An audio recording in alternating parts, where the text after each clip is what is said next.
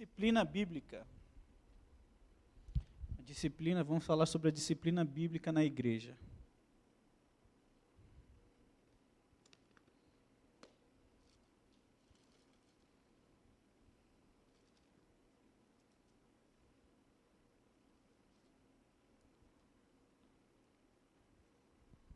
Obrigado, irmão.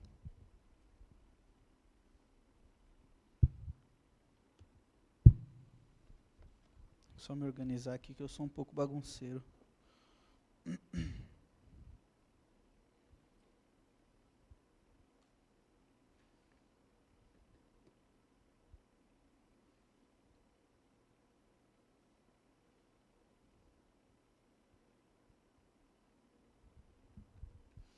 Bom, vamos lá. Eu trouxe só para a gente estar lembrando, uma introdução a respeito de tudo que já foi falado. Eu gostaria de dar uma passada novamente, para quem não pegou, alguém perdeu alguma das palavras, se achar aí, contextualizar sobre o que a gente está aprendendo. Então, as 9 marcas de uma igreja saudável são essas, são os pilares, né, de uma igreja saudável. A primeira marca, falamos sobre pregação expositiva, depois teologia bíblica, falamos um pouco sobre o evangelho, um entendimento bíblico de conversão, um entendimento bíblico da evangelização, um entendimento bíblico da membresia na igreja, e agora estamos na disciplina bíblica na igreja. Quem trouxe a primeira palavra foi o irmão Henrique, e ele passou por esses tópicos aí. O que é pregação expositiva, né? O papel central da palavra de Deus, o papel da palavra de Deus em dar vida, o papel da palavra de Deus em santificar, e o papel do pregador da palavra de Deus. E aí, dentro desses tópicos, o irmão Henrique trabalhou em cima, basicamente, de dois temas. Pelo menos foi o que ficou mais gravado assim na minha mente, que foi a diferença entre a pregação expositiva e a temática, e ele falou também um pouco sobre a exegese, que é a arte de esclarecer ou explicar minuciosamente a mensagem bíblica traduzida do original, e como ela é importante para a igreja. Aí, a segunda marca, quem trouxe foi o irmão Rafael. Ele falou sobre o Deus da Bíblia, é um Deus criador. O Deus da Bíblia é um Deus santo. O Deus da Bíblia é um Deus fiel. O Deus da Bíblia é um Deus amoroso. E o Deus da Bíblia é um Deus soberano. Dentro desses tópicos, ele trabalhou em cima de 3 principais pontos. Quem é Deus?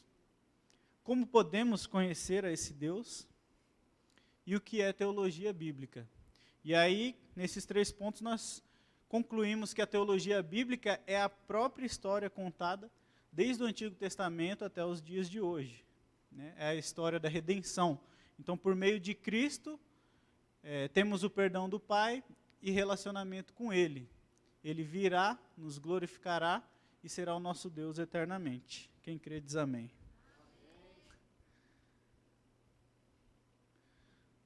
A terceira marca de uma igreja saudável, segundo Mark Dever, o Evangelho. O irmão Rafael também trouxe essa. Ele vai falar das boas novas.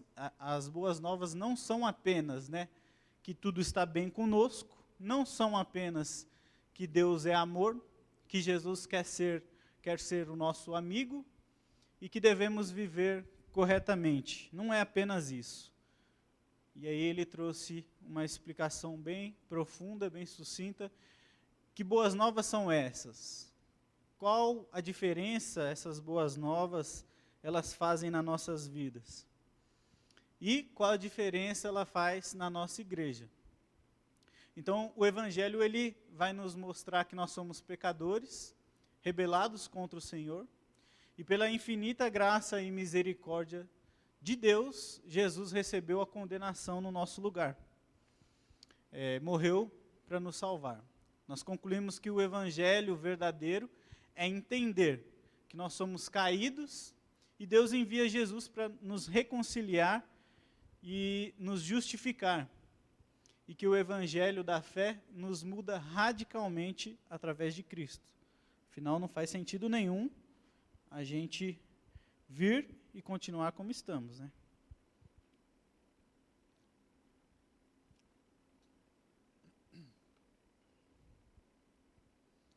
Marca de número 4, o entendimento bíblico de conversão. Quem trouxe essa palavra foi o pastor Glaico. Ele falou um pouco, a mudança é necessária? A mudança realmente é possível nas nossas vidas? O que essa mudança envolve e como acontece essa grande mudança? Então, o mundo vai dizer que o ser humano precisa de complacência, que cada um deve cuidar da sua própria vida. E a Bíblia nos ensina que nós precisamos de mudança quando o Espírito nos convence do pecado. A mudança sugerida pela sabedoria humana, ela passa pela autossuficiência do homem, mas a mudança bíblica que precisamos nos sugere abrir mão de todo o conhecimento humano, todo o domínio do homem, para nos sujeitarmos a Deus. Isso envolve confiarmos apenas em Cristo, pois somente Cristo nos salva e opera a fé salvadora em nossas vidas.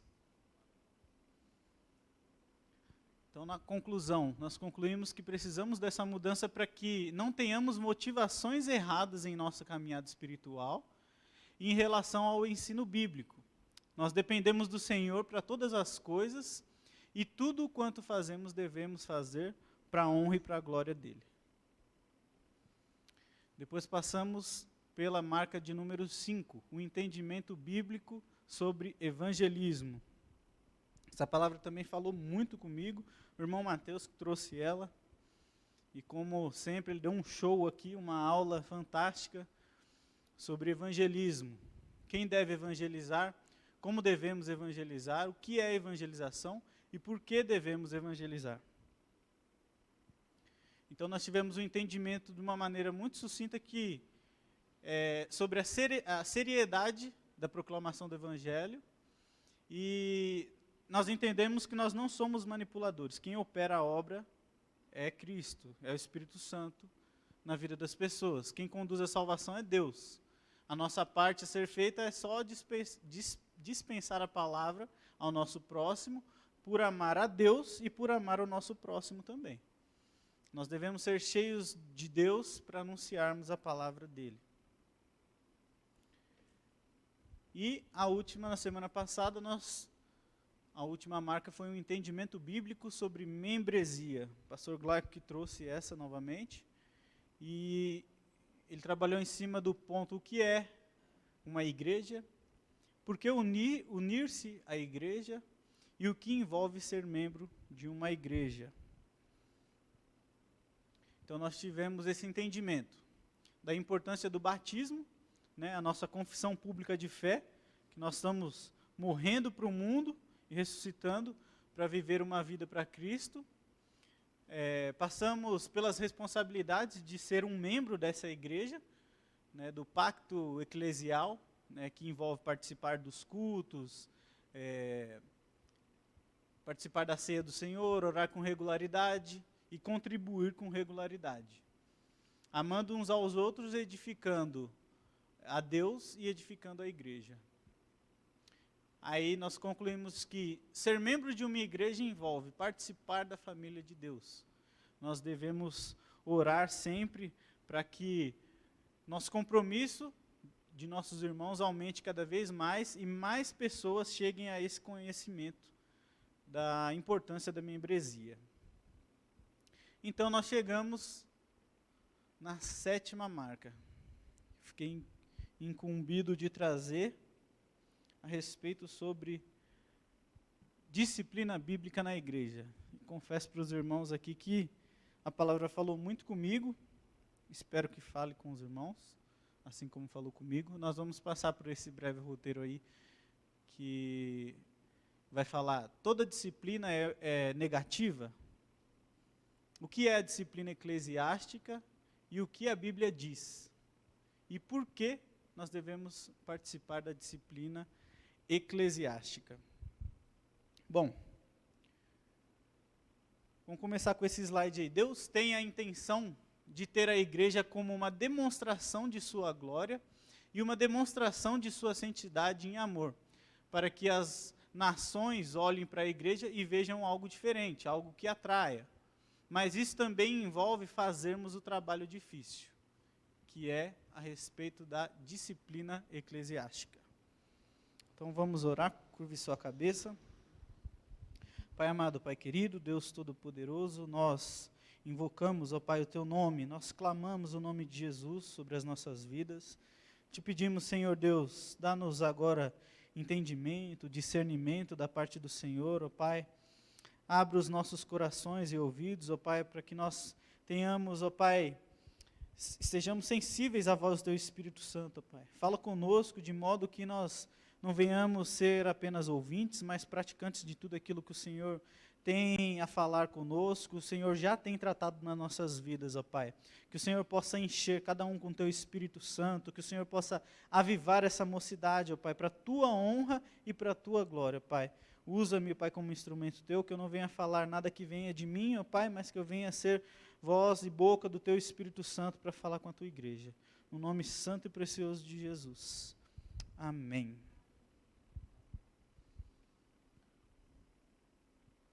Bom, gente, aí eu gostaria de começar com essa pergunta aí. O que é ter disciplina?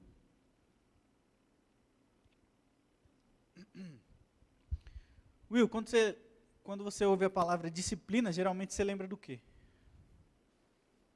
Militarismo? Militarismo, é uma boa. Você já matou a charada, você já deu o spoiler geral. Mas, vamos lá.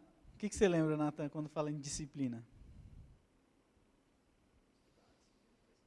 Disciplina para estudar, entre muitas outras coisas. Eu, como um bom militar, eu não poderia vir aqui essa noite falar de disciplina sem tocar no assunto militarismo. Então, eu gostaria de mostrar um vídeo. É um pouco da nossa rotina militar, da rotina da Força Aérea Brasileira. É um pouco da disciplina que a gente tem lá. Um pouco não, é a nossa realidade, é o que a gente vive no dia a dia. É tudo que a gente faz e tem que ser tudo com muita disciplina. O papel do militar é ser disciplinado. É um dos pilares da Força Aérea Brasileira, é a disciplina. O primeiro é a hierarquia, o segundo é disciplina. Então, um militar ele não pode ser formado se ele não tem esses dois pilares enraizados dentro dele. Então, pode soltar o vídeo, Rafa, por gentileza.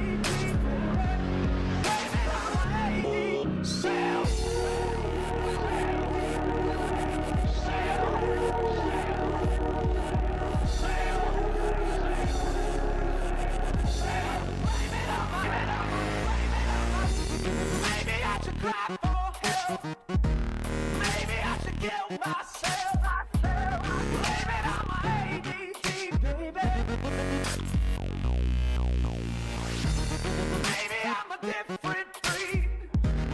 Maybe I'm not listening. So blame it on my ADD, baby.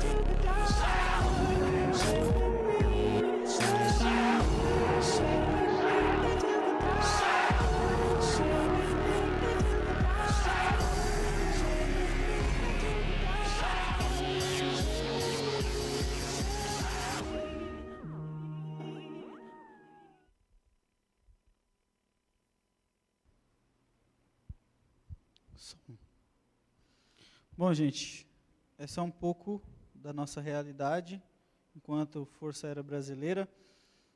Alguém aqui tem alguma dúvida de que para qualquer atividade desse fim, a pessoa tem que ser disciplinada? E o que eu gostaria de trazer essa noite é o seguinte: assim como em qualquer área das nossas vidas a gente precisa ter uma disciplina, assim também com questão às coisas da igreja. Nós não podemos levar as coisas de Deus de qualquer jeito. Nós não podemos levar as coisas de Deus de uma forma desleixada, né? Um militar, ele tem que se empenhar na sua boa postura, na sua boa aparência, o seu uniforme alinhado. E nós, enquanto cristãos, qual que é o nosso dever? Qual que é o nosso papel? Então vamos falar sobre dois aspectos sobre a disciplina bíblica e eclesiástica. Disciplina, isso aqui eu peguei na internet, disciplina é saber se controlar. A pessoa disciplinada, ela se dedica a coisas boas e não permite espaço para o pecado, o cristão. A disciplina ajuda a evitar os impulsos que levam ao pecado. A disciplina, então, ela é o caminho para a sabedoria. Em Provérbios vai falar muito a respeito disso, né? Outro significado de disciplina é a repreensão, ou castigo, né? Assim como os pais, eles disciplinam os filhos, Deus disciplina aqueles quem ama. A disciplina de Deus, ela nos ajuda a reconhecer os nossos pecados e a mudar de vida. Deus nos disciplina para o nosso próprio bem. E o que a Bíblia vai dizer? Lá em Provérbios 1, do 1 ao 4, ela diz isso aí: estes são os provérbios de Salomão, filho de Davi, rei de Israel.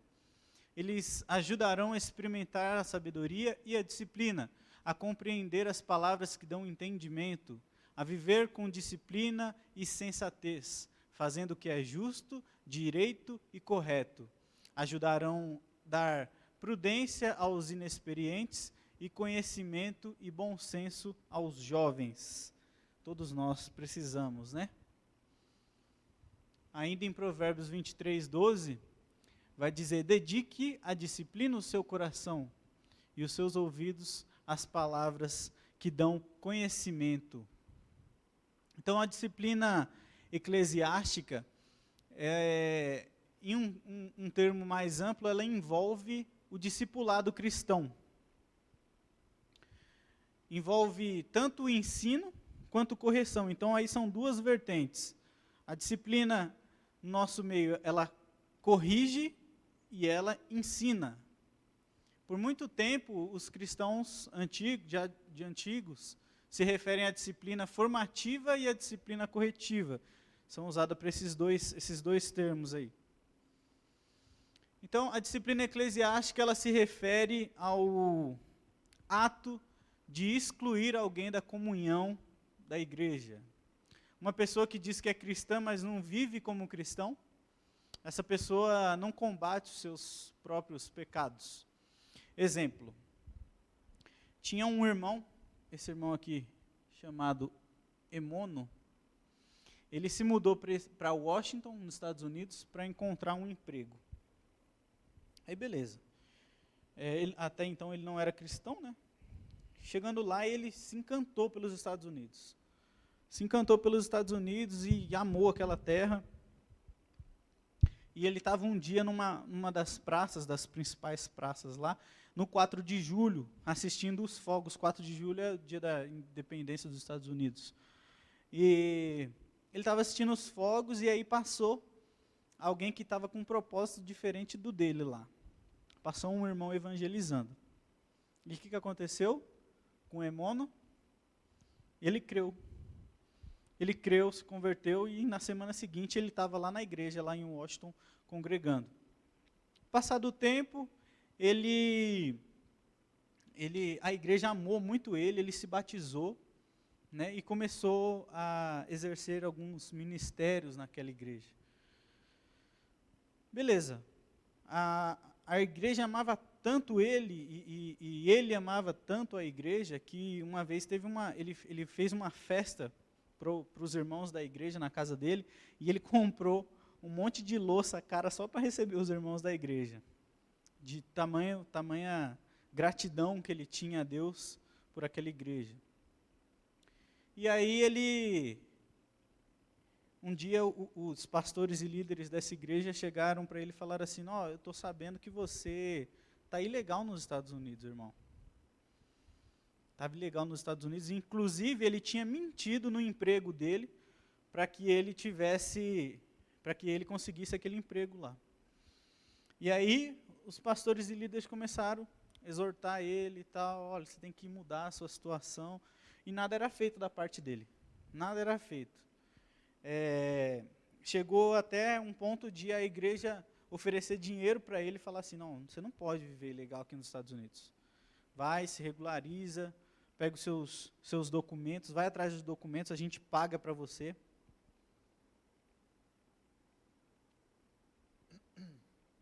E ele não demonstrava nada. Ele decidiu que ele ia ficar nos Estados Unidos independente de qualquer consequência que acontecesse com ele lá. E aí, o que aconteceu com ele? Os líderes dessa igreja decidiram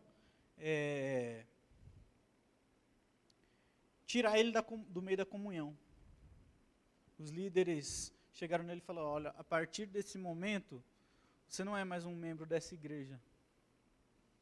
A partir desse momento, nós estamos tirando você de membro da igreja, você não vai participar mais da nossa ceia. E nós queremos muito que você fique na nossa igreja para você aprender mais sobre Cristo. Aprender sobre quem Cristo é.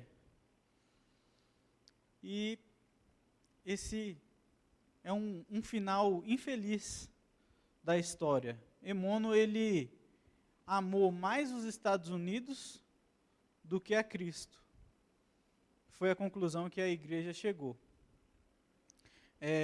Eu vendo esse mau testemunho, fiquei louco para ter um final feliz, mas infelizmente não consegui saber da continuidade da história, se ele ficou na igreja ou não. Fato é que a igreja tomou uma atitude a qual era necessário, porque ele estava levando o nome de Cristo, ele era um cristão, né, a igreja aceitou ele, né, ele se batizou, ele se converteu, mas ele não praticava. Então a disciplina eclesiástica, ela é uma figura de juízo. Juízo agora apenas para nos alertar sobre um juízo que ainda virá. Né? Então a disciplina eclesiástica, ela tem o propósito de reabilitar e salvar. Ela quer o crescimento espiritual não só do indivíduo como pessoa, mas de um todo, da igreja toda. E Deus, como Ele é misericordioso, como Deus é gracioso, né, para com as nossas vidas. Ele sempre está ali nos alertando, nos dando pequenos juízos agora, para nos alertar do juízo maior que está por vir. Eu nunca tinha parado para pensar nisso. Eu falei, caramba, é verdade. Nós sempre estamos sendo ali testados, sempre estamos sendo provados.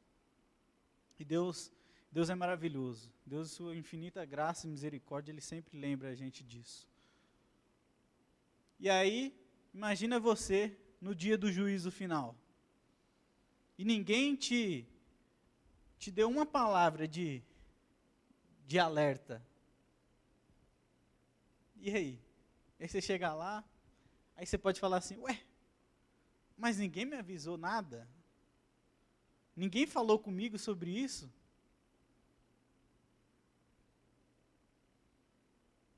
A igreja, irmãos, ela é amorosa quando ela nos dá esses pequenos vislumbres do juízo por vir.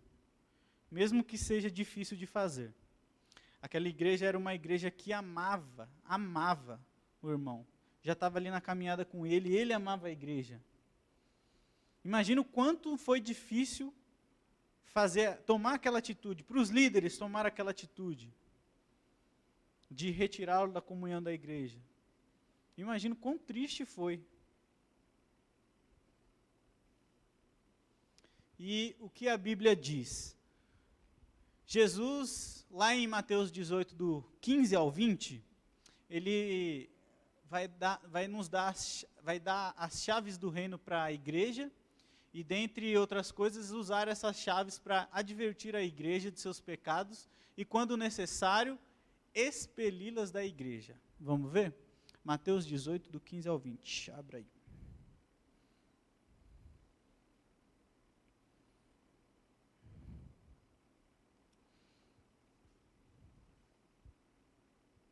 Mateus 18, amém? Mateus 18, 15, diz assim a palavra do Senhor. Se o seu irmão pecar contra você, vá e a sós com ele, mostra-lhe o erro. Se ele o ouvir, você o ganhou, seu irmão. Mas se ele não ouvir, leve consigo mais 2 outros, de modo que qualquer acusação seja confirmada pelo depoimento de 2 ou 3 testemunhas. Se ele se recusar a ouvir, também a igreja. Se ele se recusar a ouvir também a igreja, trate-o como pagão ou publicano. Digo-lhes a verdade: tudo que vocês ligarem na terra será ligado no céu, e tudo que vocês desligarem na terra será desligado no céu. E também lhes digo que se 2 de vocês concordarem na terra, em qualquer assunto sobre o qual pedirem, isso lhes será feito por meu Pai que estás nos céus.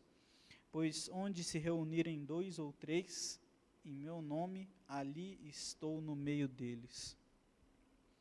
Olha como a palavra de Deus, ela é forte. A palavra de Deus, ela exorta, eu costumo falar isso, ela exorta, ela edifica e ela consola ao mesmo tempo. Então vamos lá, a palavra vai falar, a pessoa está errada. Aí o irmão vai lá e chama essa pessoa. Ó, irmão, vamos voltar ao arrependimento, eu acho que você está errado nesse ponto aí, você está em pecado, tal. E aí essa pessoa fica, não dá ouvidos. Aí o que a Bíblia orienta? Chama um ou duas pessoas como testemunha, vai e exorta o irmão de novo, em amor sempre. E não só para exortar, né? Suponhamos aqui que eu entendi errado. O Natan, eu entendi que o Natan estava em pecado, mas eu tenho que chamar outras pessoas também para ter um entendimento se é isso mesmo que eu entendi. Não, pode ser que eu esteja errado. Então me mostra. Vamos chamar outra pessoa aqui, porque dois pensam melhor que um. Vamos ver se isso realmente está certo ou se está errado. Beleza, suponhamos que as testemunhas confirmaram que o irmão está em pecado. E aí começa de novo o trabalho, insistentemente, é o papel da igreja. Olha, irmão, você está em pecado, vamos voltar ao arrependimento, a igreja te ama, né? Nós queremos ver você evoluir, você crescer. E aí, nada dessa pessoa, a ponto de ter que levar para a igreja, uma assembleia na igreja. E passa-se um tempo, o pecado tem que ser levado para a igreja, e se a pessoa não ouvir? E aí? Se a pessoa não ouvir? A Bíblia vai falar. Trate-o como um pagão ou como um cobrador de impostos. Trate-o como alguém que está fora da comunhão. Tire-o da comunhão da mesa do Senhor. E eu pensei assim, nossa, que palavra forte. Mas ao mesmo tempo, é uma palavra que é necessária. Quando nós somos membros de uma igreja, aquela igreja, ao trazer você para a membresia, para a comunidade, e lembrando que a gente falou de membresia na última exposição, a igreja está dizendo para as nações, essa pessoa aqui é cristã, essa pessoa aqui, ela representa Jesus. Você tem noção da seriedade disso? Essa pessoa aqui está representando Jesus. Logo, se a pessoa não está vivendo como um cristão, é responsabilidade de toda a igreja. Aí vai falar, a responsabilidade é só do pastor? Não. A responsabilidade é da igreja. Nós somos um corpo em Cristo. Olha lá, 1 Coríntios 12 ao 14. Essa foi a minha primeira pregação aqui na igreja. E eu amo essa palavra. Ora, assim como o corpo é uma unidade, embora tenha muitos membros, e todos os membros, mesmo sendo muitos, formam um só corpo, assim também com respeito a Cristo. Pois em um só corpo todos nós fomos batizados em um único Espírito, quer judeus, quer gregos, quer escravos, quer livres. E a todos nós foi dado beber de um único Espírito. O corpo não é formado de um só membro, mas de muitos. Como é sério. Como é sério a palavra do Senhor. Como é sério as coisas do Senhor. E para isso nós temos que ter disciplina no nosso meio. Disciplina espiritual, disciplina eclesiástica. Nós temos que ser disciplinados. Nós somos disciplinados através de várias outras coisas. Nós vemos aqui duas vertentes. O ensino e a exortação. Né? Então, por exemplo, o ensino. A gente tem hoje aí uma vasta gama de livros aí teológicos, na qual a gente pode se aprofundar teologicamente falando. Né? Nós somos exortados, nós somos ensinados através dos louvores, nós somos ensinados através da palavra de Deus, através da escola bíblica dominical. através do PG. Isso é disciplina bíblica. E por que nós devemos praticar a disciplina eclesiástica? A disciplina eclesiástica, ela é um tópico muito difícil de falar. Igual eu falei assim para vocês logo no começo, para mim foi muito desafiador.